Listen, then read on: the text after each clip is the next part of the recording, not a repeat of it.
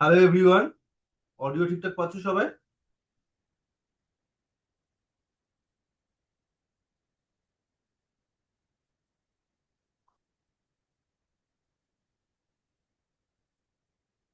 সবাই কনফার্ম করবে অডিও ঠিকঠাক পাচ্ছ কিনা। পৌলমি, হ্যাঁ স্যার পাচ্ছি। সঞ্জিদা, others। তো আজকে আমাদের প্রেসিডেন্ট এন্ড ভাইস প্রেসিডেন্টের টপিকটা ডিসকাশন হবে। অ্যাকচুয়ালি প্রেসিডেন্টটাই ডিসকাশন করবো, ভাইস প্রেসিডেন্ট প্রেসিডেন্ট যদি ভালো করে পড়া থাকে খুব ইজিলি বুঝতে পারবে। জাস্ট যদি প্রেসিডেন্টটা ভালো করে পড়ো তাহলে ভাইস প্রেসিডেন্ট পড়তে 5 মিনিট সময় লাগবে। তো আমাকে তোমরা আগে বলো যে প্রেসিডেন্ট আর ভাইস প্রেসিডেন্ট এই দুটো পোস্ট আমাদের ভারতবর্ষে কেন রয়েছে? কারো জানা আছে কেন ভারতবর্ষে রাষ্ট্রপতি এবং উপরাষ্ট্রপতির মতো পদ রাখা হয়েছে? মেনলি দুটো কজ আছে এটার। একটা হচ্ছে আমাদের ভারতবর্ষ পার্লামেন্টারি দেশ, পার্লামেন্টারি সিস্টেমের দেশ। সংসদীয় শাসন ব্যবস্থায় একটা রিয়েল হেড থাকেন, একজন নমিনাল হেড থাকেন। So, আমাদের ভারতবর্ষের রিয়েল হেড হচ্ছেন প্রাইম মিনিস্টার, আর নমিনাল হেড হচ্ছেন রাষ্ট্র মানে প্রধানমন্ত্রী এবং তার মন্ত্রিসভা। মানে সরি, রিয়েল হেড হচ্ছেন আমাদের রাষ্ট্র মানে প্রধানমন্ত্রী এবং মন্ত্রিসভা, এবং নমিনাল হেড হচ্ছেন আমাদের রাষ্ট্রপতি। ঠিক যেমন ব্রিটেনে এই নমিনাল রোল প্লে করছেন হচ্ছে ওখানকার কিং বা কুইন। আমাদের ভারতবর্ষ যেহেতু প্রজাতান্ত্রিক দেশ, তাই ভারতবর্ষের রাষ্ট্রপতি নির্দিষ্ট সময় অন্তর নির্বাচিত হন, তাই রাষ্ট্রপতির নমিনাল পোস্টটা আমাদের ভারতবর্ষে রাখা হয়েছে। আর দ্বিতীয়ত ভাইস প্রেসিডেন্টের পোস্ট রাখার কারণ কি? কারণ হচ্ছে আমাদের ভারতবর্ষ হচ্ছে এমন একটা দেশ যেখানে প্রেসিডেন্টের সাডেন কোনো সমস্যা হয়ে যেতে পারে। ঠিক যেমন ইউএসএ তে আমরা দেখতে পাই যে প্রেসিডেন্টের অবর্তমানে ইউএস এর উপরাষ্ট্রপতি রাষ্ট্রপতির পদ সামলান, ইন্ডিয়াতেও তাই। তো সেই জন্য প্রেসিডেন্টের সাপ্লিমেন্টাল হিসেবে ভাইস প্রেসিডেন্টের পোস্টটাকে রাখা হয়েছে। তো এই হচ্ছে আমাদের প্রেসিডেন্ট ভাইস প্রেসিডেন্টের পোস্ট রাখার বেসিক কজ। না, আমরা ফোকাস করব আমাদের টোটাল ইউনিয়ন এক্সিকিউটিভের যে টোটাল আর্টিকেল রয়েছে, এখানে দেখতেই পাচ্ছ 52 থেকে 78। এখানে প্রেসিডেন্টের যে পোর্শন সেটা আরো কম, আর্টিকেল 52 থেকে 62। আর ভাইস প্রেসিডেন্টের আর্টিকেল হচ্ছে 63 থেকে 70 পর্যন্ত। এটা হচ্ছে 52 থেকে 62, আর এটা হচ্ছে 63 তারপর থেকে 70 পর্যন্ত। এছাড়াও কমন আর্টিকেল হচ্ছে 71, যেটা প্রেসিডেন্ট ভাইস প্রেসিডেন্ট দুজনেরই কমন আর্টিকেল। বাকিগুলো আমরা নিশ্চয়ই তোমাদের পড়া আছে বা পড়বে ইন ফিউচার। চলে আসবো পরের পোর্শনে। এই প্রথম পোর্শনটা সবার ক্লিয়ার হলো, যেটা আমি এখানে বললাম।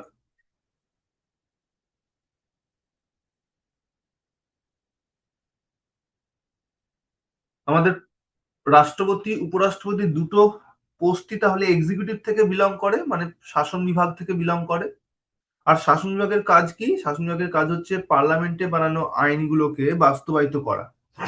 তাহলে রাষ্ট্রপতি উপরাষ্ট্রপতি যেহেতু এক্সিকিউটিভ পোর্শনের অঙ্গ, তাই তাদের দায়িত্ব হচ্ছে শাসন বিভাগীয় কাজকর্ম, অর্থাৎ আইনগুলোকে বলবৎ করা এবং সেই সঙ্গে দেশের যে আইন শৃঙ্খলা তাকে ঠিক রাখা। তো এটা এখানে বলা হয়েছে executives main function is to carry out the laws, আইনগুলোকে চালু রাখা, আইনগুলোকে নিয়ে কাজ করা। তোমাদের ভারতবর্ষে ইউনিয়ন এক্সিকিউটিভের মধ্যে শুধুমাত্র যে প্রেসিডেন্ট আর ভাইস প্রেসিডেন্ট আছে তা নয়, কিন্তু অনেকগুলো পোস্ট রয়েছে। যেমন পিএম আছে, এর মধ্যে ইউনিয়ন কাউন্সিল অফ মিনিস্টার বা ইউনিয়ন ক্যাবিনেট আছে, অ্যাটর্নি জেনারেল অফ ইন্ডিয়া রয়েছে। কিন্তু আজকে আমরা ফোকাস করব শুধুমাত্র এই প্রেসিডেন্ট আর ভাইস প্রেসিডেন্ট এই দুটো পোস্টের ক্ষেত্রে।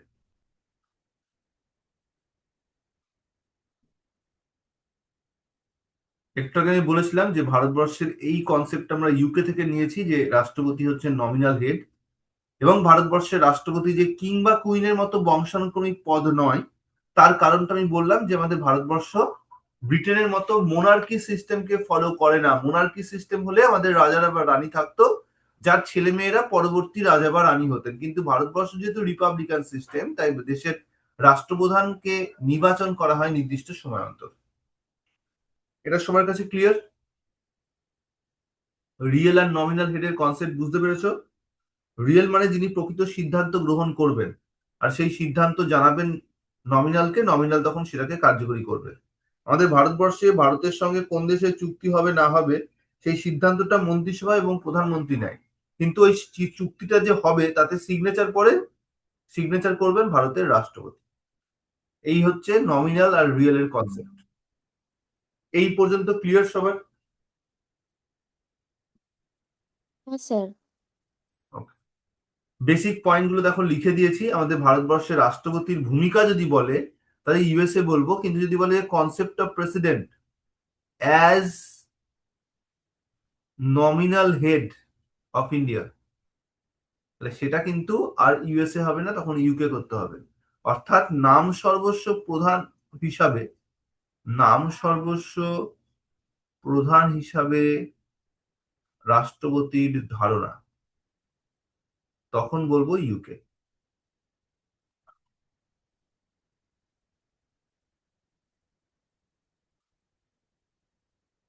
আর এক্ষেত্রে কি বলবে? শুধু বলবে যে রাষ্ট্রপতির পদের ধারণা কোথা থেকে নেওয়া হয়েছে, রাষ্ট্রপতির পদের ধারণা, তখন বলবো ইউএস। বেসিক আর্টিকেল গুলো তো বলেইছি, 52 থেকে 62 হবে। লিস্ট ইউনিয়ন লিস্ট, আর স্যালারি হচ্ছে পার মান্থ 5 লাখ রুপিস। এই স্যালারিটা কনসলিডেটেড ফান্ড অফ ইন্ডিয়া বলে ভারতের যে সঞ্চিত তহবিল সেখান থেকে চার্জ করা হয়। আর এটা ডিটারমাইন করে দেয় পার্লামেন্ট, বিকজ ইউনিয়ন লিস্টের উপর যাবতীয় ল মেকিং পাওয়ার এনজয় করবে পার্লামেন্ট। তো এর স্যালারিও তাই পার্লামেন্টের সিদ্ধান্তে ঠিক হয়ে থাকে।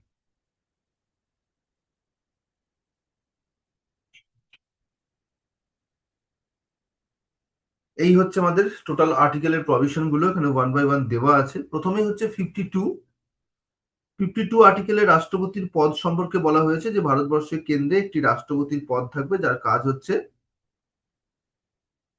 ভারতের সাংবিধানিক প্রধান হিসেবে তার দায়িত্ব পালন করা। আর ঠিক তার পরের আর্টিকেলে তার প্রশাসনিক ক্ষমতা সম্পর্কে বলা হয়েছে যে ভারতবর্ষের কেন্দ্রের যত প্রশাসনিক কাজ সব রাষ্ট্রপতির মাধ্যমে কার্যকরী হবে, বা রাষ্ট্রপতির মাধ্যমে সেগুলোকে পরিচালনা করা হবে। এছাড়াও 54 আর্টিকেল রয়েছে, যেখানে আমাকে বলা হচ্ছে এই নির্বাচন সম্পর্কে। আমাদের ভারতবর্ষের রাষ্ট্রপতি নির্বাচন সম্পর্কে অনেক রকম প্রশ্ন দেয়। যেমন প্রশ্ন দেয় যে রাষ্ট্রপতি নির্বাচন কে পরিচালনা করতে পারে। কিভাবে রাষ্ট্রপতি নির্বাচন কে পরিচালনা করে? ভারতের নির্বাচন কমিশন। যে নির্বাচন কমিশন লোকসভা ভোট করে, বিধানসভা ভোট করে, সেই নির্বাচন কমিশনই রাষ্ট্রপতি উপরাষ্ট্রপতির ভোটও পরিচালনা করে। রাষ্ট্রপতির ভোট নির্বাচন কমিশন, ভারতের নির্বাচন কমিশন পরিচালনা করে। আর এই ভোট পরিচালনা, মানে ভোটটাকে করানোর জন্য একটা নির্দিষ্ট নির্বাচনী সংস্থা তৈরি করা হয়। এই নির্বাচনী সংস্থাকে বলা হয় ইলেকটোরাল কলেজ। এই ইলেকটোরাল কলেজে বোথ হাউসের ইলেক্টেড মেম্বাররা প্রেজেন্ট থাকে। আর সেই সঙ্গে পার্লামেন্টের বোথ হাউসে তো থাকলোই, তার সঙ্গে রাষ্ট্রপতির ক্ষেত্রে বিধানসভার যারা ইলেক্টেড মেম্বার রয়েছে গোটা ভারতবর্ষে তারাও থাকে। তার মানে অ্যাকচুয়ালি লোকসভা, রাজ্যসভা আর বিধানসভা, এই তিনটে হাউসের নির্বাচিত সদস্যদের নিয়ে একটা ইলেকটোরাল কলেজ তৈরি করা হয়। এই ইলেকটোরাল কলেজই প্রেসিডেন্টকে নির্বাচন করে। এই যে দিল্লি এবং পন্ডিচেরিকেও অংশগ্রহণ করতে দেওয়া হয়, রিসেন্টলি জে-এন্ড-কে তাকে অংশগ্রহণ করতে দেওয়া হয়। এই পর্যন্ত ক্লিয়ার? রাষ্ট্রপতির নির্বাচনটা বুঝতে পারলে সবাই?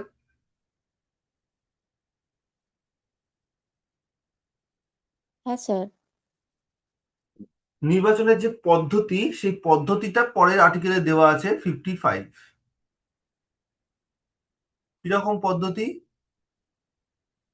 আর্টিকেল 55-এ রাষ্ট্রপতির নির্বাচনের পদ্ধতিতে বলা হয়েছে নির্বাচনী সিস্টেমের নাম হবে সিঙ্গেল ট্রান্সফারেবল ভোট সিস্টেম, বা একক হস্তান্তরযোগ্য ভোট পদ্ধতি।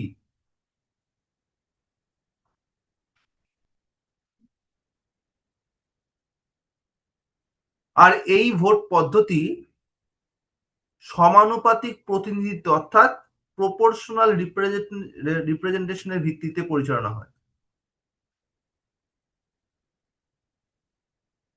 এর অর্থ যতজন মেম্বারকে দেশের মানুষ নির্বাচিত করে রেখেছে নির্দিষ্ট দলের থ্রু দিয়ে, তাদের যে ক্যান্ডিডেট, তাদের যে প্রার্থী, সেই সমর্থিত প্রার্থীর কিন্তু সেই রকমই সাপোর্ট পায়।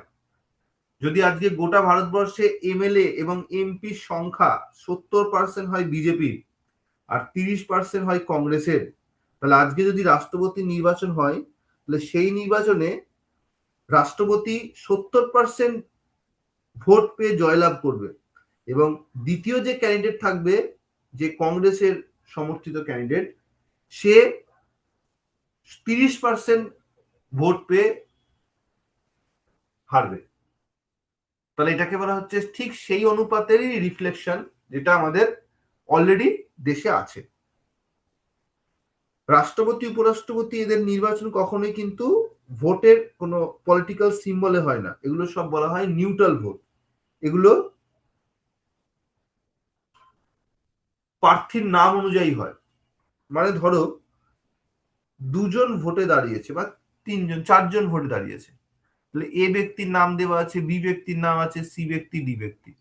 প্রত্যেকের পাশে চয়েস আছে, ফার্স্ট চয়েস না সেকেন্ড চয়েস না থার্ড চয়েস না ফোর্থ চয়েস।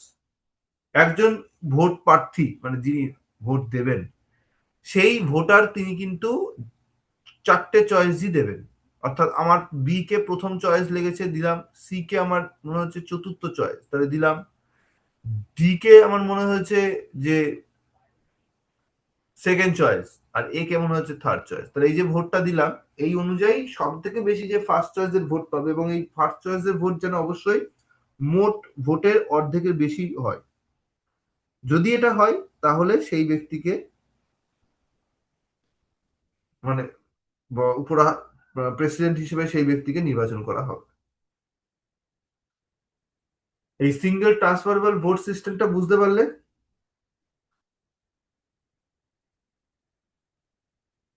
এখানে চয়েস ভোট দিতে হয়। আমরা লোকসভা রাজ্যসভা ভোটে কিরকম ভোট দিই, ওখানে আমরা একটা গিয়ে বাটন প্রেস করি, তো দিয়েছো তো সবাই ভোট, হ্যাঁ। তো আমরা একটাই ভোট দিই গিয়ে। যদি 10 জন দাঁড়ায় তাতেও একটা দিই, যদি 5 জন দাঁড়ায় তাতেও একটাই ভোট দিই। কিন্তু এখানে রাষ্ট্রপতির ভোটে তা হয় না, সেখানে যতগুলো চয়েস ততগুলোই ভোট, মানে যতগুলো ব্যক্তি দাঁড়াবে ভোটে ততগুলোই চয়েস ভোট দিতে হয়। মানে একজন গিয়ে মাল্টিপল পার্সনের মধ্যে মাল্টিপল পার্সনকে নির্দিষ্ট অনুক্রমে, যে একে আমার প্রথম পছন্দ, এই লোকটাকে দ্বিতীয় পছন্দ, এই অনুক্রমে তিনি ভোট দেবেন চয়েস অনুযায়ী। আর সেই চয়েস অনুযায়ী ভোটের কাউন্টিং হবে, যে ভোটের কাউন্টিং এর মাধ্যমে যদি অর্ধেকের বেশি সাপোর্ট করে কোন একটি ক্যান্ডিডেটকে ফার্স্ট চয়েসের ভোটে, তাহলে সেই ব্যক্তি জয়লাভ করে। যদি ফার্স্ট চয়েসের ভোটে কোনো প্রার্থী 50%-এর বেশি অ্যাকোয়ার করতে না পারে, তখন কি হবে বলা হচ্ছে, তখন 4 জনের মধ্যে সব থেকে কম যে ফার্স্ট চয়েসের ভোট পেয়েছে তাকে এলিমিনেট করে দেওয়া হয়, তাকে বাদ দিয়ে দেওয়া হয়। আর তার যে ফার্স্ট চয়েসের ভোট, ওটাকে বাকি 3 জনের মধ্যে ভাগ করে দেওয়া হবে। কারণ টোটাল 4 জন প্রার্থী, একজন স্যার এটা প্রার্থীকে কি বাদ একবার দিয়ে। রিপিট করবেন? কি হ্যাঁ, আবার বললেন? বলছি। এই যে 4 জন ব্যক্তি দাঁড়িয়েছে, first choice second choice third choice fourth choice করে সবাই ভোট দিয়েছে। ফার্স্ট চয়েসের ভোট দেওয়াটা কম্পালসারি, ঠিক আছে? মানে তুমি যদি তোমার ভোটে, তুমি যদি এমএলএ এমপি হও, তুমি ভোট দেবে, তাহলে কারণ ইলেক্টেড এমপি এমএলএ রাই ভোট দেয় এখানে। তো তুমি যখন ভোট দেবে তখন এই চয়েস ভোট দেবে। চয়েস ভোট দিয়ে যে ব্যক্তি সব থেকে বেশি ফার্স্ট চয়েসের ভোট পাচ্ছে, সেই ব্যক্তিকে মোট ভোটের অর্ধেকের বেশি পেতে হবে। মানে যদি এরকম হয়, এ ব্যক্তি পেয়েছে 40% ফার্স্ট চয়েসের ভোট, বি ব্যক্তি পেয়েছে 30% ফার্স্ট চয়েসের ভোট, 70, সি ব্যক্তি পেয়েছে 20% আর ডি ব্যক্তি পেয়েছে 10%। তাহলে এখানে কেউ ফার্স্ট চয়েসের ভোট 50%-এর বেশি পেয়েছে? না। তাহলে এখানে কেউ জিতবে না। এখানে এবার এলিমিনেশন রাউন্ড স্টার্ট হবে, দ্যাট ইজ কল হস্তান্তরযোগ্য। কাকে? একজনকে। তাহলে একজনের ভোট হস্তান্তর করতে হবে কাকে? বাকিদেরকে। তাহলে এখানে যে সব থেকে কম ফার্স্ট চয়েসের ভোট কে পেয়েছে? ডি। কত পেয়েছে? 10%। তাহলে এই 10% ভোটটা বাকি 3 জনের মধ্যে সমানভাবে ভাগ করা হবে, লাইক 33%, 33% and 33%। আরো ইজি করে দিচ্ছি, এখানে যদি আমরা পার্সেন্টেজ হয়তো ঠিকই আছে, 33%, মানে 10টা সিট থাকলে তার মানে হচ্ছে 10টা যদি না, যদি 12টা চয়েস আছে, 12টা ফার্স্ট চয়েসের ভোট থাকলে চারটে চারটে করে তিনজনের মধ্যে ভাগ করা হবে। হোয়াট এভার, যদি 33%, মানে এই 10-এর 33% দেওয়া হয় বা তিনটে করে ভোট দেওয়া হয়, তাহলে তিনটে করে ফার্স্ট চয়েসের ভোট ভাগ করে দেওয়া হলো। ভাগ করার পর এর 40-এর কত হবে, +3 হয়ে 43 হবে। 43 কি মোর দ্যান 50%-এর বেশি হচ্ছে? না, তাহলে আবার কি হবে? আবার ফ্রেশ ইলেকশন হবে, না আবার এলিমিনেশন স্টার্ট হবে? আবার এলিমিনেশন হবে। elimination হবে, আবার হস্তান্তর করা হবে। কার এবার ভোট হস্তান্তর হবে? এই যে সি এর তৃতীয় ব্যক্তির। 20 পেয়েছে, 20%-এর ভোট তাহলে দুজনের মধ্যে সমান ভাগে ভাগ হবে, 10%, 10%, মানে হচ্ছে 10টা 10টা করে ভাগ হবে। এইবার দেখো, এর 43 ছিল, আরো 10 প্লাস করলে কি কত হবে? 53। তাহলে মোর দ্যান 50% হয়েছে ফার্স্ট চয়েসের ভোটে। হ্যাঁ। তাহলে এইবার সে জিতবে। এই যে এক একজনের ভোট বাকিদের মধ্যে হস্তান্তর করা হচ্ছে, দ্যাটস ওয়াই ইটস কল একক হস্তান্তরযোগ্য ভোট পদ্ধতি বা সিঙ্গেল ট্রান্সফারেবল ভোট সিস্টেম। বোঝা গেছে? হ্যাঁ স্যার। এক্ষেত্রে আরেকটা জিনিস মনে রাখতে হবে যে প্রত্যেকটা এমএলএ আর এমপি ভোটের ভ্যালু হয়। এমপি ভোটের ভ্যালু হয় আর এমএলএ এর ভোটের ভ্যালু হয়। কিভাবে বার করতে করা হয়, যেহেতু এখানে গোটা দেশের মানুষের ভোট এমপিটা, তাহলে গোটা দেশের পপুলেশনকে এমপির সংখ্যা দিয়ে ভাগ করা হয় এবং ভাগ করার বিষয়টাকে আবার গোটা দেশের এমএলএদের যে ভোটের ভ্যালু, সেই ভোটের ভ্যালু দিয়ে ভাগ করা হয়। দিয়ে যেটা বেরোবে ভাগফল, সেটা হচ্ছে একজন এমপির ভোটের ভ্যালু। তাহলে এটা গোটা ভারতবর্ষে একই হবে না আলাদা আলাদা হবে স্টেট ওয়াইজ?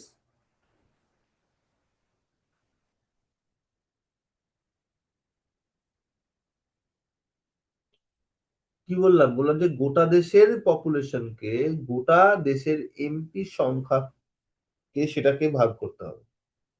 মানে যদি গোটা দেশের পপুলেশন থাকে এখন 140 কোটি, তাহলে 140 কোটি দিয়ে 140 কোটিকে, এমপি টোটাল সংখ্যা কত আছে ইলেক্টেড এমপি? লোকসভা হচ্ছে 543 আর রাজ্যসভা হচ্ছে 233, তাহলে এই দুটো প্লাস করে হচ্ছে 776, তাই তো? তাহলে 776কে 140 কোটিকে এটা দিয়ে ভাগ করা হবে। ভাগ করে যেটা ভাগফল বেরোবে ওটাকে আবার divided by total MLA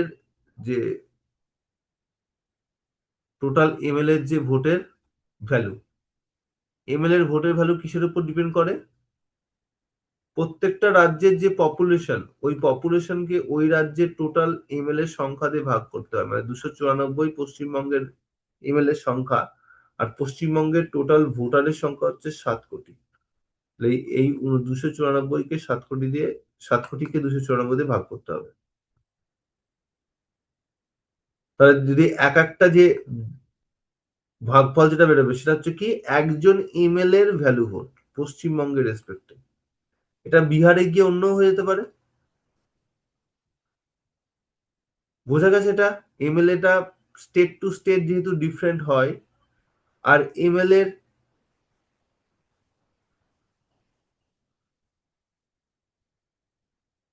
population, মানে যে স্টেট থেকে বিলং করছে সেই স্টেটের পপুলেশনটাও যেহেতু ডিফারেন্ট ডিফারেন্ট হয়, তাই স্বাভাবিকভাবে এমএলএ এর যে ভ্যালু ভোট এটা এক হয় না, এটা ডিফারেন্ট ডিফারেন্ট হয় বিভিন্ন স্টেটে।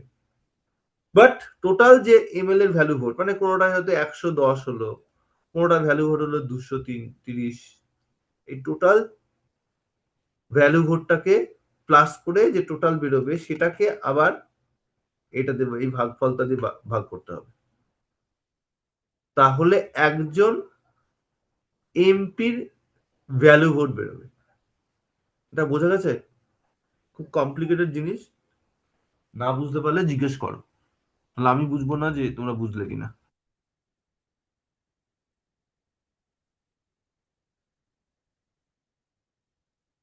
এই ভ্যালু ভোটের পুরো বিষয়টা দুটো রুলস আছে, অ্যাক্ট এবং রুলস আছে, যেটাকে ফলো করে হয়। একটা হচ্ছে presidential and vice presidential election act 1952, আর একটা হচ্ছে presidential and vice presidential rules 1974। এই দুটোকে ফলো করে এই total value vote and all that এগুলো প্রোভাইডেড হয়। রাষ্ট্রপতির ভোটে দাঁড়াতে গেলে যে প্রার্থীরা থাকবে সেই প্রার্থীদেরকে নির্বাচন কলেজের 50 জনের দ্বারা নামটাকে উত্থাপন করাতে হবে এবং অন্য 50 জনের দ্বারা ওই নামটাকে সমর্থন করাতে হবে। এইভাবে টোটাল 100 জনের সাপোর্ট নিয়ে প্রার্থী হিসেবে দাঁড়াতে পারে। আর তারপরে আমরা দেখবো সিক্রেট ব্যালট ভোট সিস্টেম বা গোপন ব্যালট ভোট পদ্ধতি ফলো করে রাষ্ট্রপতি নির্বাচন পরিচালিত হয়। এই পুরো নির্বাচন পদ্ধতিতে যেহেতু জনগণ সরাসরি অংশগ্রহণ করে না, তাই এটাকে আমরা পরোক্ষ নির্বাচনও বলে থাকি। ক্লিয়ার এগুলো সবার? হ্যাঁ স্যার। তাহলে হায়ার ভ্যালু ভোট অফ হাওয়ার ভ্যালু ভোট বিষয়টাকে ডিফাইন করার জন্য যদি প্রশ্ন করে যে পপুলেশন বেশি হলে এমএল এর ভ্যালু ভোট কি কম হবে না বেশি হবে? কোন রাজ্যের পপুলেশন বেশি হলে?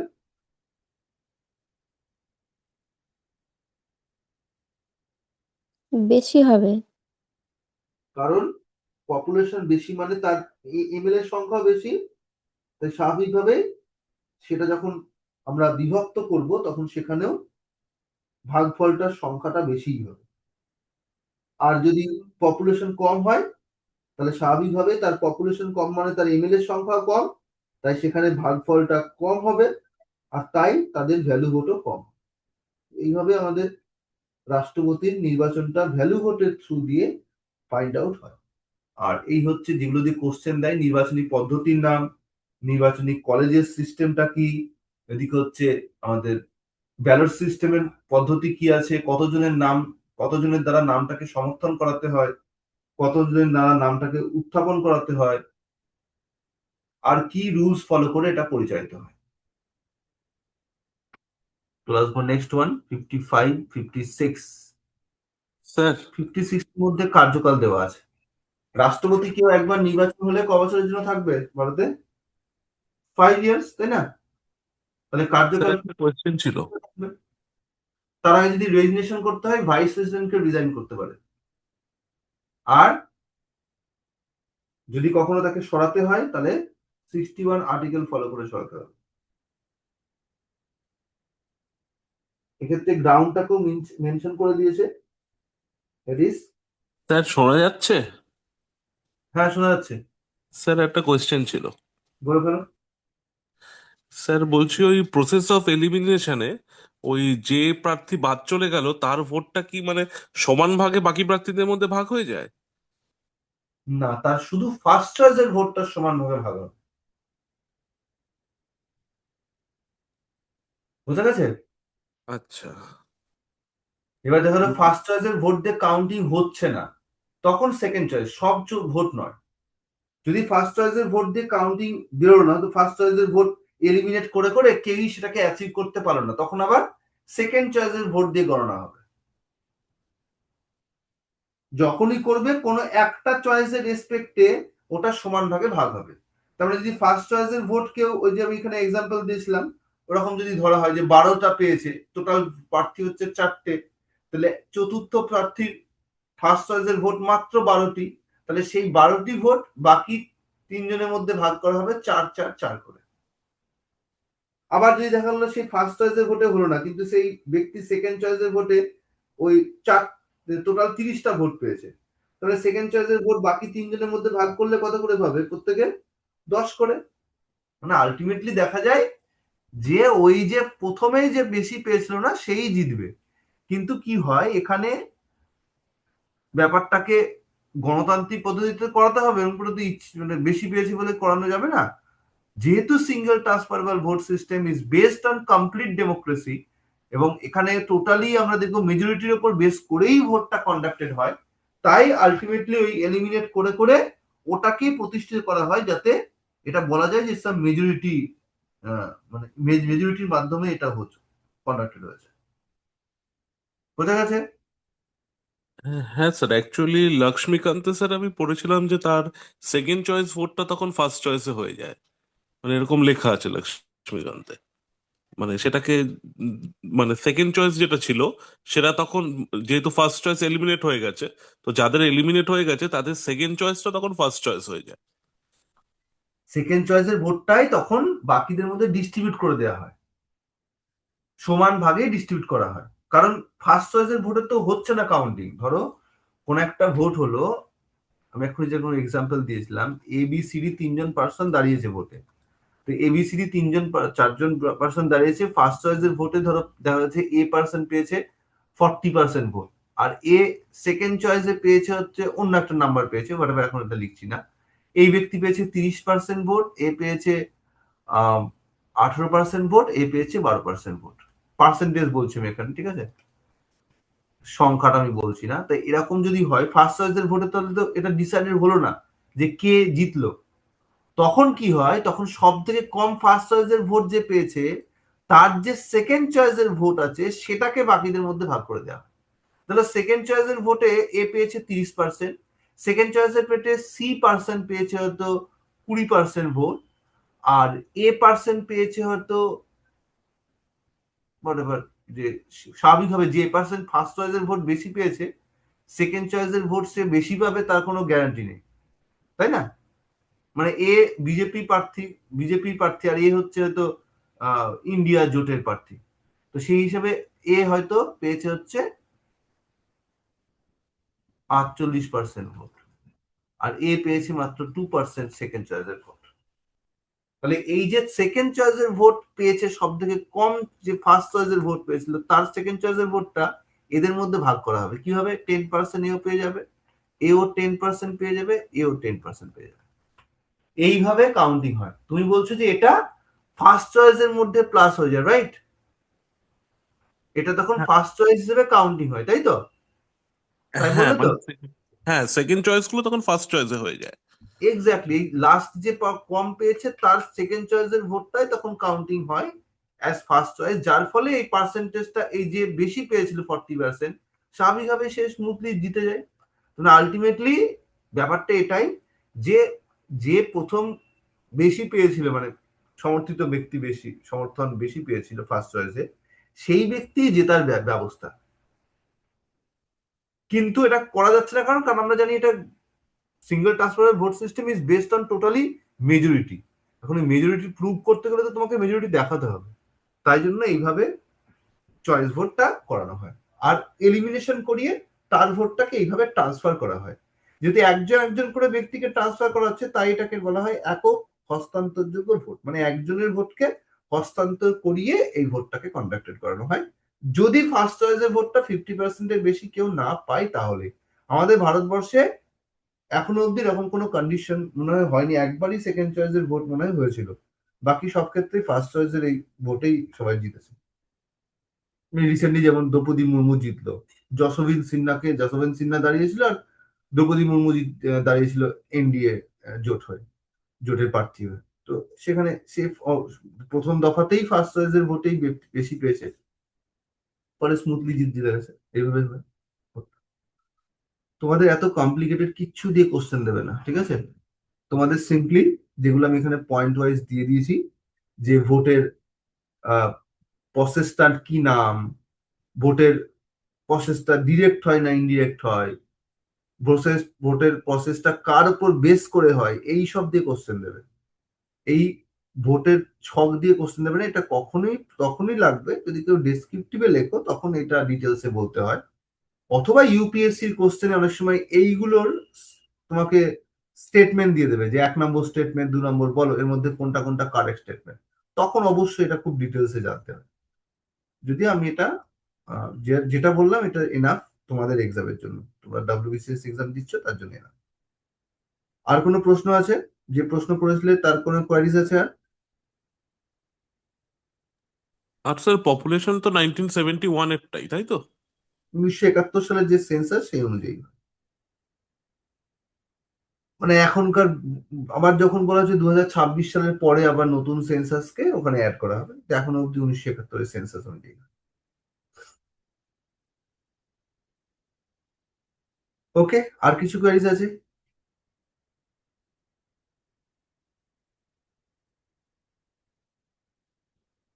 তাহলে পরেরটা যাই।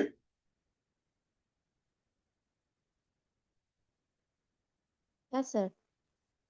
আচ্ছা, নেক্সট হচ্ছে সি নম্বর পয়েন্ট, বলছে president shall not withstanding the expiration of his term continue to hold office until the successor enter upon the office. যতদিন অবধি না নতুন কোনো ব্যক্তি পদে আসছে ততদিন অবধি আগের ব্যক্তি কন্টিনিউ করবে। যদি এরকম হয় না যে প্রেসিডেন্ট ইলেক্টেড হয়ে গেল, কারণ প্রেসিডেন্ট কার্যকালীন সময় পরবর্তী রাষ্ট্রপতিকে ইলেক্ট করে রাখতে হয়, করে রাখলো, কিন্তু দেখা গেলো ইলেকশন যাকে করেছে সাধারণত প্রেসিডেন্টের পোস্টের লোকজন একটু বয়স্কই হয়, দেখা গেলো সে মারা গেছে, ঠিক যেদিন ওথ হবে তার আগের দিন এক্সাইটমেন্টে মরে গেছে স্ট্রোক করে। তাহলে ওই ব্যক্তি তো আর ভোটের মানে কিন্তু আর তাকে ভোটে ইলেক্টেড করে ঠিক করে করে রাখা হয়েছিল, সেটা ওথ নিতে পারলো না।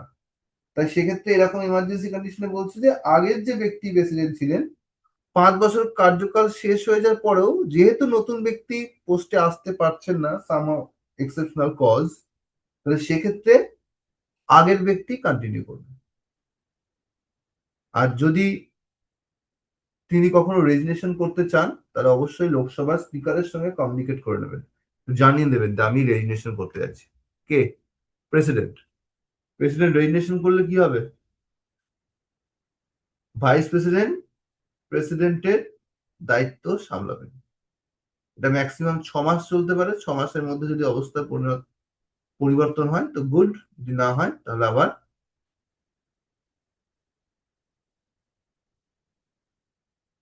6 মাসের মধ্যে ওকে নতুন ব্যক্তিকে ওই পোস্টে ইলেক্টেড করিয়ে আনতে হবে। এই হচ্ছে আমাদের আর্টিকেল 62-তে বলা আছে, পড়বো একটু পরে। তাহলে আমরা কি কি আর্টিকেল পড়লাম? 52 পড়লাম প্রেসিডেন্টের পোস্ট, 53 পড়লাম প্রেসিডেন্টের এক্সিকিউটিভ পাওয়ার, 54-এ প্রেসিডেন্টের নির্বাচন, 55-এ প্রেসিডেন্টের নির্বাচনী পদ্ধতি, আর 56-এ আমরা কার্যকাল, রেজিগনেশন আর রিমুভালের গ্রাউন্ড পড়েছি। 57-এ দেওয়া আছে এলিজিবিলিটি ফর রি-ইলেকশন, আমাদের ভারতবর্ষের রাষ্ট্রপতি পদে বারবার নির্বাচিত হওয়া যায় কিনা। আমাদের ভারতবর্ষে কোনো রকম নিষেধাজ্ঞা নেই, যতবার খুশি একজন কেউ রাষ্ট্রপতি নির্বাচনে দাঁড়াতে পারে। যোগ্যতা 58-এ বলা আছে ভারতীয় হতে হবে, 35 বছর বয়স্ক হতে হবে, আর লোকসভার মেম্বার হওয়ার জন্য অন্যান্য কোনো যোগ্যতা থাকলে তা ফুলফিল করতে হবে।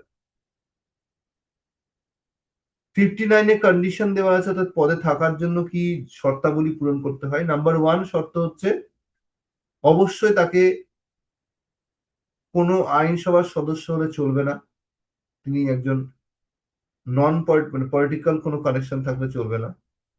দ্বিতীয়ত তিনি কোনো লাভজনক সরকারি পোস্টে থাকবেন না। তার স্যালারি সম্পর্কে ডিটেলসে সেকেন্ড শিডিউলে দেওয়া আছে।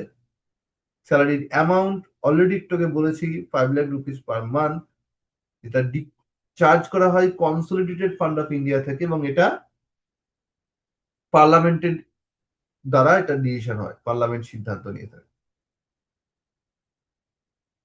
59-এ কন্ডিশন হয়ে গেল। নাও 60, আর্টিকেল 60-র মধ্যে কি আছে? আর্টিকেল 60-তে ওথ দেওয়া আছে যে রাষ্ট্রপতিকে কে শপথ গ্রহণ করাবে। শপথ গ্রহণে করা হয়েছে সুপ্রিম কোর্টের চিফ জাস্টিস করাবে, আর যদি চিফ জাস্টিস অ্যাবসেন্ট থাকে সিনিয়র মোস্ট জাজ যিনি রয়েছেন তিনি করাবেন। 61-এ আছে তার ইমপিচমেন্ট বা রিমুভাল, রাষ্ট্রপতিকে রিমুভ করা হয় পার্লামেন্টের রিমুভাল প্রসেসের মাধ্যমে। স্পেশাল মেজরিটি পদ্ধতি ফলো করে তাকে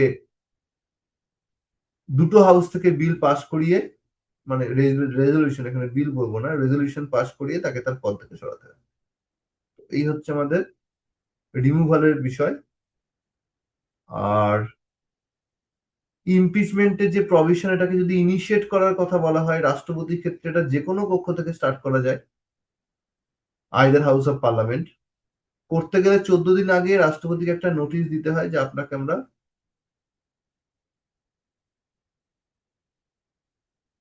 আপনার পদ থেকে রিমুভ করতে চলেছি। এই নোটিশ পাওয়ার 14 দিন পরে গিয়ে এই ব্যাপারটাকে পার্লামেন্টে উত্থাপন করা যায়। এবং তারপরে সেটার উপর প্রসেস চলে। দুটো হাউস থেকে যদি রেজলিউশনটাকে পাস করিয়ে দেওয়া যায়, তাহলে তখন তিনি পদ ছাড়বেন। তো এই হচ্ছে আমাদের টোটাল ইমপিচমেন্টের প্রসেস। ইমপিচমেন্টটা পুরো বুঝতে পারলে সবাই?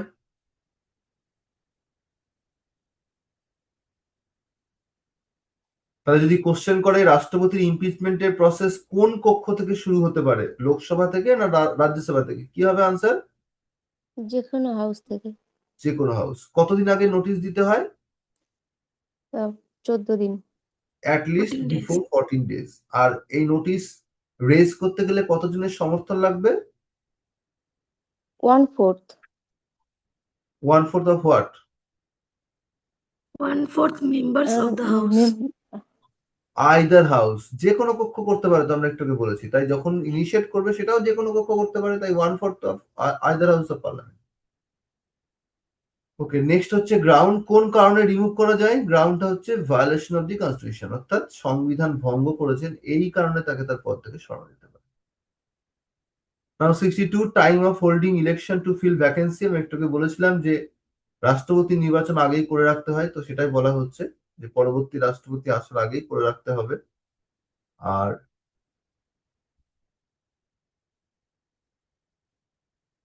যদি কখনো সাডেনলি ভ্যাকেন্ট হয়ে যায়, তাহলে 6 মাসের মধ্যে নতুন রাষ্ট্রপতিকে ইলেক্ট করে রাখতে হবে। So, এই হচ্ছে আমাদের আর্টিকেল 62।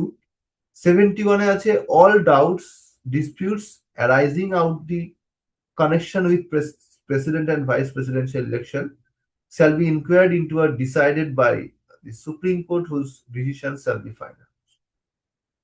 তো সুপ্রিম কোর্টের যে সিদ্ধান্ত সেটা হচ্ছে ফাইনাল ডিসিশন এক্ষেত্রে। কারণ সাধারণত লোকসভা বা বিধানসভা নির্বাচন নিয়ে কোনো ডিসপিউট তৈরি হলে সেটা হাইকোর্টে আন্ডারে পড়ে। আর সুপ্রিম কোর্টের নির্বাচন নিয়ে কোনো বিষয় উঠলে, মানে আই মিন প্রেসিডেন্ট বা ভাইস প্রেসিডেন্টের নির্বাচন নিয়ে কোনো রকম ইস্যু উঠলে সেটা শুধুমাত্র সুপ্রিম কোর্ট সেটেলমেন্ট করতে পারে। তো সেটাই আর্টিকেল 71 বলা আছে। ওই জন্য প্রথমে বলেছিলাম যে 71 আর্টিকেলটা হচ্ছে কমন আর্টিকেল, প্রেসিডেন্ট এবং ভাইস প্রেসিডেন্ট দুজনেরই আর্টিকেল।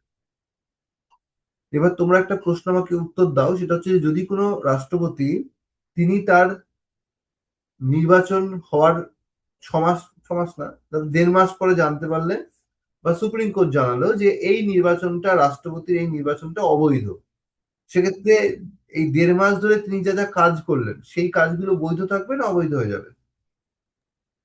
বই তো থাকবে। বৈধ থাকবে। কেন?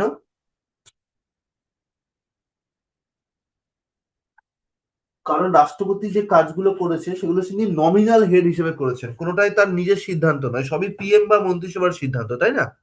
তাই তিনি যে কাজগুলো করেছেন, যেহেতু নিজে নিজে সিদ্ধান্ত নেয়নি, তাই এখানে তার কোনো প্রশ্নই নেই যে সেগুলো ইনভ্যালিড হবে, কারণ সেগুলো তো তার সিদ্ধান্তই ছিল না, মন্ত্রিসভা তো বৈধ ছিল। তাই মন্ত্রিসভার সিদ্ধান্তের ভিত্তিতে তার করা কাজগুলো বৈধ থাকবে। ওকে, নেক্সট মানে যাই।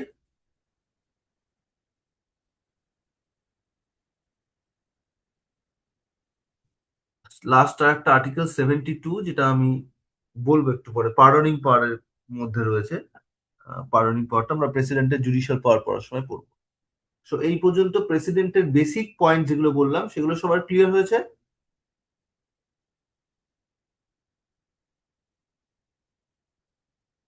হয়ে হ্যাঁ গিয়ে স্যার। থাকলে আমরা একটু ভাইস প্রেসিডেন্টটাকে পড়ে নেবো, তারপরে আমরা পাওয়ারে ঢুকছি। This are the vice presidential provision.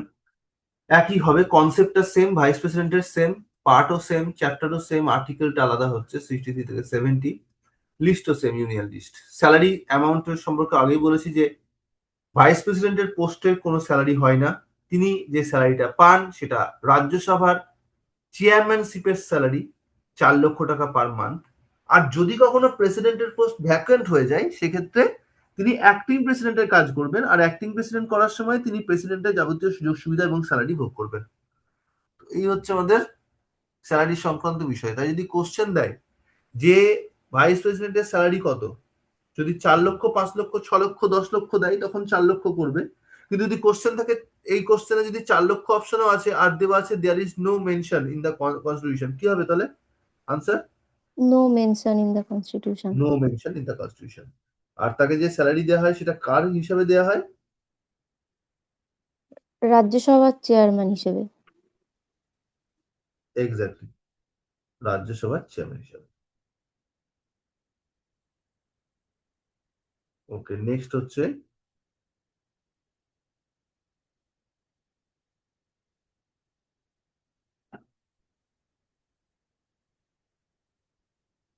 Basic পয়েন্টগুলো যাব। 63 আর্টিকেল, যেমন প্রেসিডেন্টের প্রভিশন 62-তে ছিল, সেরকম ভাইস প্রেসিডেন্টের প্রভিশন হচ্ছে 63-তে আছে। 52 এর যেমন পোস্টের সম্পর্কে বলা ছিল, তেমনি 63-তেও ভাইস প্রেসিডেন্টের পোস্ট সম্পর্কে বলা আছে।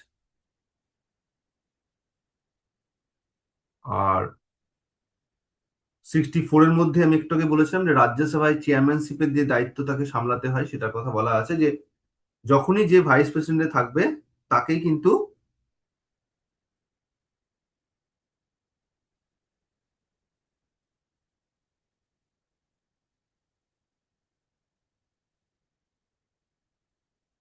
প্রিসাইডিং এর দায়িত্ব সামলাতে হয়। এই যে দায়িত্বটা তখন তিনি সামলাবেন, তখন কিন্তু সেই জন্যই তাকে ওই স্যালারিটা দেওয়া হয়।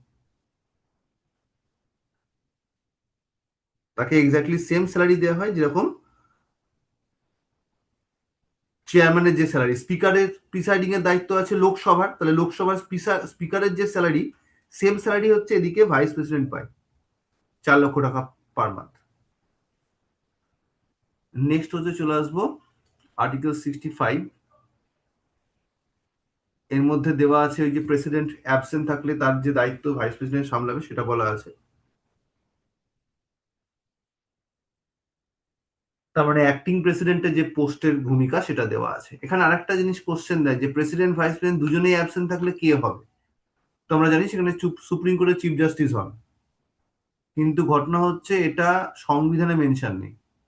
এর জন্য 1969 সালে একটা স্ট্যাচুটরি প্রভিশন তৈরি হয়, সেই আইনের দৌলতে এটা সুপ্রিম কোর্টের প্রধান বিচারপতি সেই দায়িত্বটা পান। আর এখানে আরেকটা জিনিস মনে রাখতে হবে যে আহ, আমাদের চিফ জাস্টিসও যদি অ্যাবসেন্ট থাকেন, তখন কি হবে বলা হচ্ছে সিনিয়র মোস্ট জাজ যিনি রয়েছেন তিনি হবেন। সিনিয়র মোস্ট জাজ যিনি থাকবেন তিনি সেই পোস্ট এনজয় করবেন। সেটাও কিন্তু ওই স্ট্যাচুটরি প্রভিশনে দেওয়া আছে। 1969 এর সাকসেসর অ্যাক্ট বলে একটি আইন তৈরি আছে, সেই আইনের মধ্যে এটা বলা আছে। তো এই হচ্ছে আমাদের আর্টিকেল 65 এর অ্যাক্টিং প্রেসিডেন্ট, তার সঙ্গে সঙ্গে স্ট্যাচুটরি প্রভিশনের থ্রু দিয়ে চিফ জাস্টিস অফ ইন্ডিয়া আসতে পারেন কখন, অর্থাৎ প্রেসিডেন্ট ভাইস প্রেসিডেন্ট দুজনেই অ্যাবসেন্ট তখন।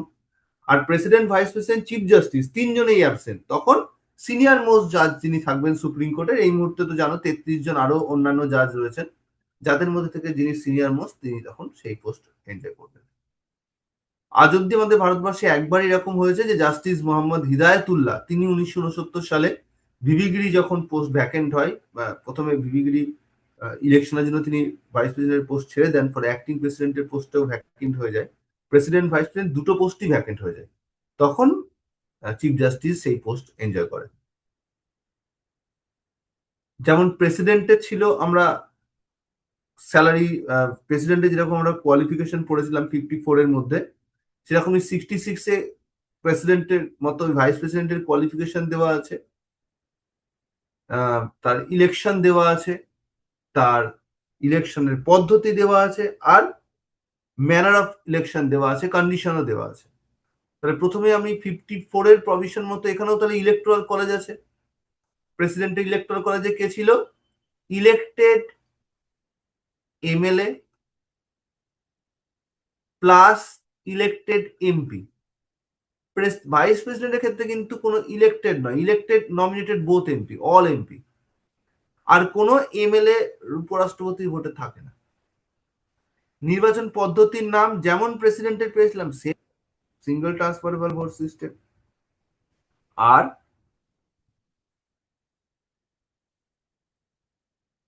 সেই সঙ্গে হচ্ছে তাকে যে পদ্ধতিতে আমরা প্রেসিডেন্টের নির্বাচন দেখেছিলাম একই পদ্ধতিতে হয়, আর বেসটাও সেম হবে, প্রপোর্শনাল রিপ্রেজেন্টেশন বেসিসে হবে। কোয়ালিফিকেশন আমরা যা পেয়েছিলাম, ভারতীয় হতে হবে, 35 বছর বয়স হতে হবে। আর পড়েছিলাম লোকসভার মেম্বারদের মতো কোয়ালিফিকেশন, সেটা এখানে চেঞ্জ হয়ে যাবে রাজ্যসভার মেম্বারদের মতো qualification. Is qualified for the election as a member of Rajya Sabha. আর কোনো লাভজনক পোস্টে তিনি থাকবেন না, shall not hold any kind of office of profit. এটাও আমরা প্রেসিডেন্টে পড়েছিলাম, সেম এখানেও তাই। তাহলে যদি আমরা ডিফারেন্সটা দেখি, তাহলে হচ্ছে আমরা কম্পেয়ারও করতে পারি। প্রেসিডেন্টের ইলেকশন ছিল 54-তে, ম্যানার অফ ইলেকশন ছিল 55-তে, 58-তে ছিল কোয়ালিফিকেশন, 59-এ ছিল কন্ডিশন। এই চারটে প্রভিশন ভাইস প্রেসিডেন্টের ক্ষেত্রে একটা প্রভিশনে দেওয়া আছে, দ্যাট ইজ 66।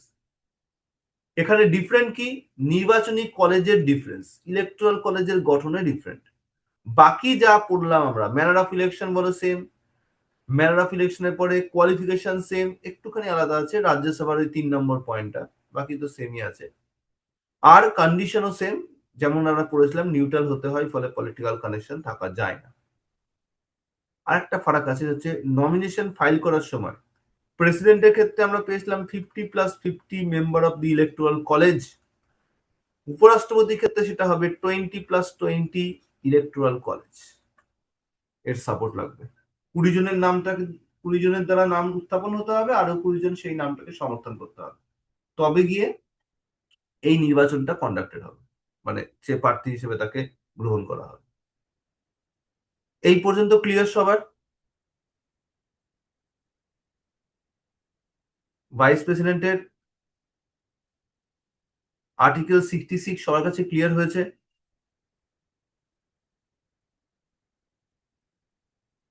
হ্যাঁ স্যার। তারপরে আমি যেগুলো বললাম এগুলো এখানে দেওয়া আছে, প্রপোজড কতজন মেম্বার সেটাও দেওয়া আছে। চলে আসবো পরের পয়েন্টে, 67। আমরা প্রেসিডেন্টের ক্ষেত্রে আর্টিকেল 56 আর 61 এই দুটোতে যা যা পড়েছিলাম, এটা 67-এ দেওয়া আছে। 56 এর টার্ম, তাহলে এখানে টার্ম আছে 5 বছর। 56 এর রেজিগনেশন, ওখানে ছিলাম প্রেসিডেন্টকে, প্রেসিডেন্ট ভাইস প্রেসিডেন্টকে দেয়, তাহলে এখানে ভাইস প্রেসিডেন্ট প্রেসিডেন্টকে দেওয়া আছে। ওখানে পড়েছিলাম যে সাডেনলি ভ্যাকেন্ট করতে গেলে অবশ্যই তাকে একটা ইমপিচমেন্ট প্রসেস ফলো করতে হবে, এখানেও সেটা বলা আছে যে রাজ্যসভার এফেক্টিভ মেজরিটির মাধ্যমে সেটাকে কন্ডাক্টেড করা হবে। রাজ্যসভার মেম্বাররা নিজেদের মধ্যে থেকে, রাজ্যসভার মেম্বাররা এফেক্টিভ মেজরিটির মাধ্যমে সেটাকে পাশ করায়, তারপরে সেটা লোকসভায় গিয়ে সিম্পল মেজরিটিতে পাশ করাতে হয়, এগ্রি করিয়ে, তারপরে এটা কমপ্লিট হয়।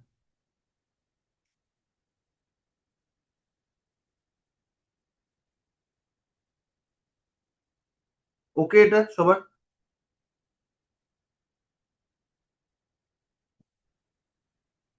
এফেক্টিভ মেজরিটি আর স্পেশাল মেজরিটির মধ্যে ফারাক ক্লিয়ার সবার? জানা আছে সবার? স্পেশাল মেজরিটি কাকে বলে? স্পেশাল মেজরিটি মানে হচ্ছে 2/3 সাপোর্ট, এই আর্টিকেল 61 অনুযায়ী, অফ টোটাল মেম্বার্স, টোটাল হাউসের যে মেম্বার তার 2/3 সাপোর্ট, এটা হচ্ছে স্পেশাল মেজরিটি আন্ডার আর্টিকেল 61। আর এফেক্টিভ মেজরিটি বলতে এখানে অল দ্য দেন মেম্বার্স কে বোঝানো হয়েছে, all the then members of what? All the then members of the house.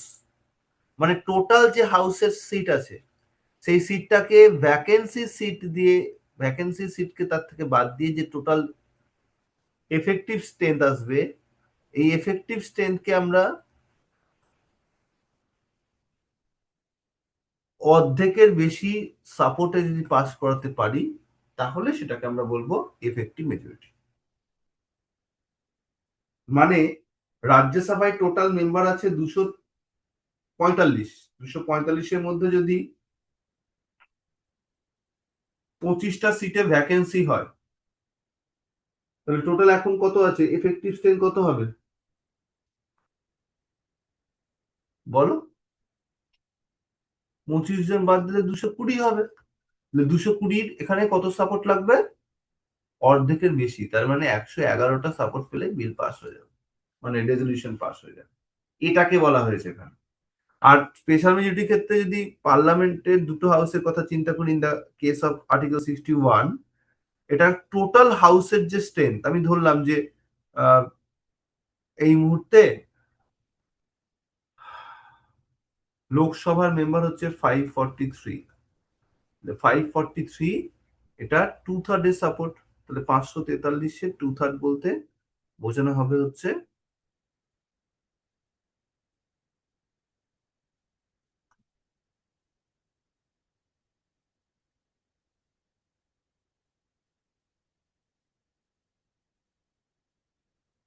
14, so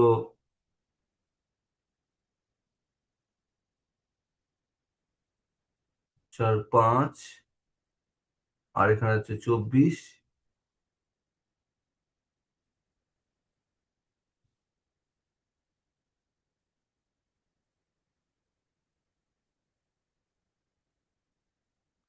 ওই 181, মানে 181 × 2 মানে হচ্ছে 200, 360, 362, তাই তো?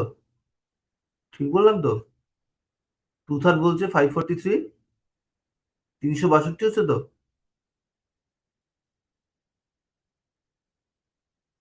তাহলে এই সাপোর্টটা যদি পাই তবে গিয়ে হবে। তাতে কতগুলো সিট ভ্যাকেন্সি আছে, কতগুলো সিটে কেউ নেই, এসব চেক করা হবে না।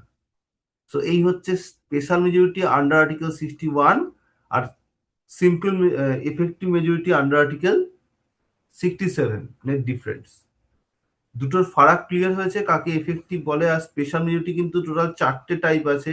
এই 4টে টাইপের মধ্যে আমরা এখানে একটা টাইপ দেখলাম, দ্যাট ইজ অ্যাকর্ডিং টু 61। এটা কিন্তু অন্য বিল পাসের ক্ষেত্রে কিন্তু এরকম স্পেশাল মেজরিটি হয় না, ওখানে অন্য হয়। এটা ডিফারেন্টটা বোঝা গেছে এফেক্টিভ আর স্পেশালের।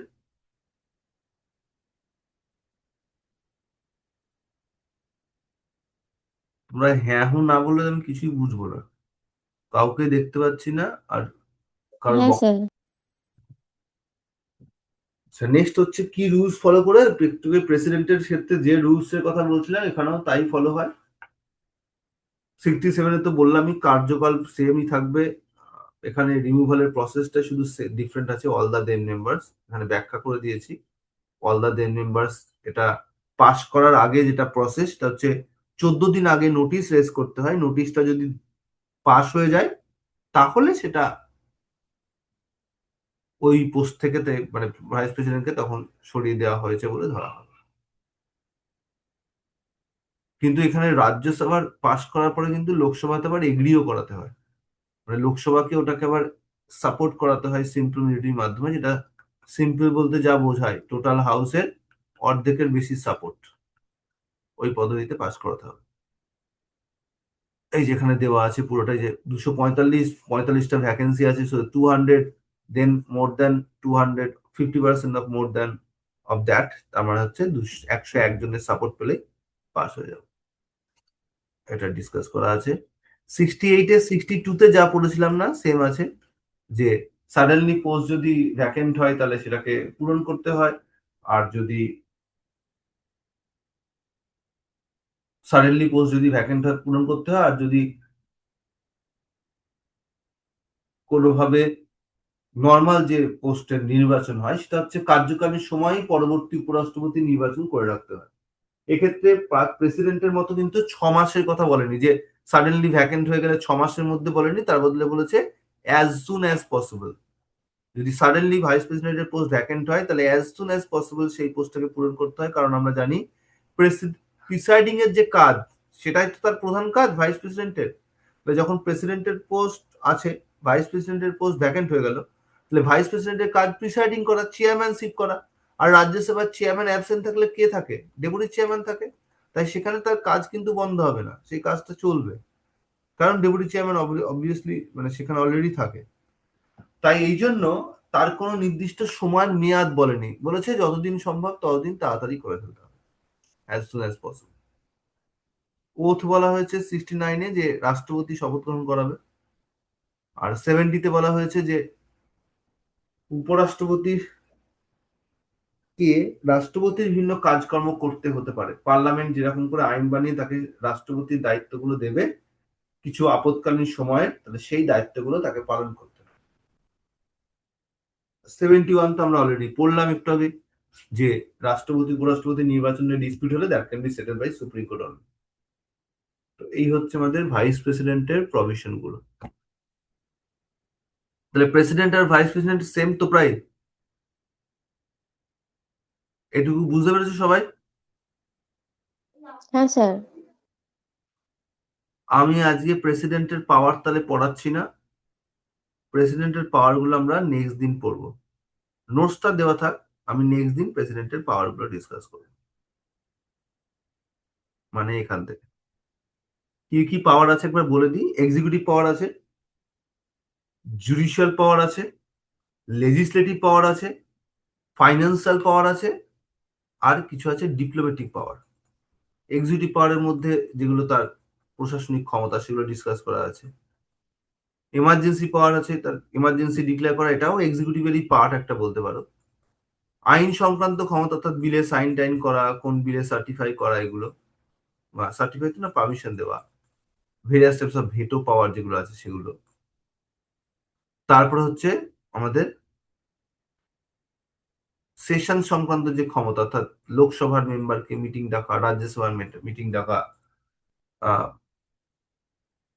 জয়েন্ট সেশন করানোর প্রয়োজন হলে সেটা করানো, মেম্বারদেরকে নমিনেট করা, কিছু মেম্বারকে নমিনেট করতে পারেন বিভিন্ন ফিল্ড থেকে।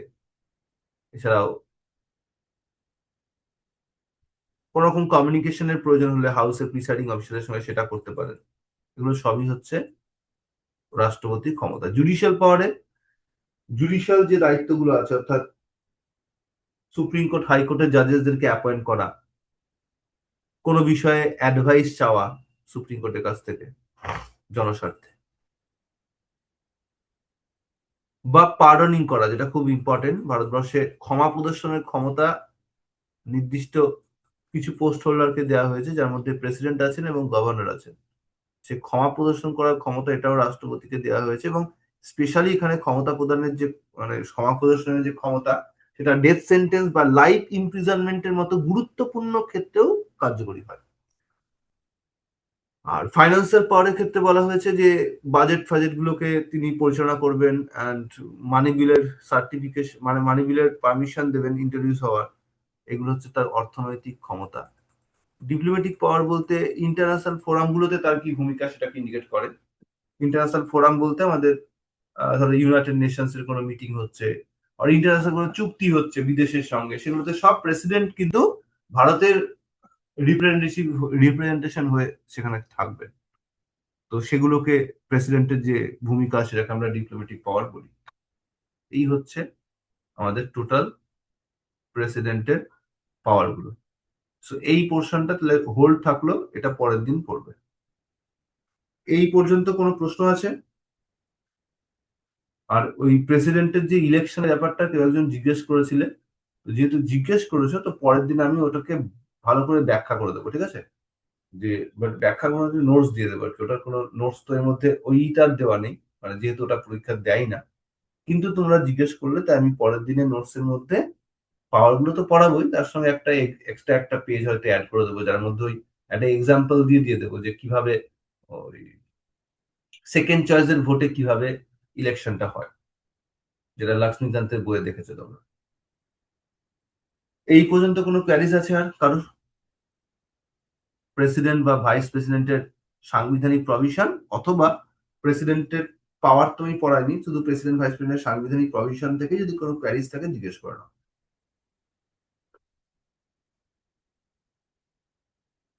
না স্যার, ক্লিয়ার। কে কে ছিলে ক্লাসে একটু নামগুলো বলো। স্যার আমি সঞ্জিদা। সঞ্জিদা, আর কে ছিলে? স্যার আমি দেবলীনা দত্ত। রবীনা ছিলে, আর কে ছিলে? স্যার ফারজিনা। ফারজিনা। স্যার আর সাদ্দাম। সাদ্দাম। হ্যাঁ। আর আর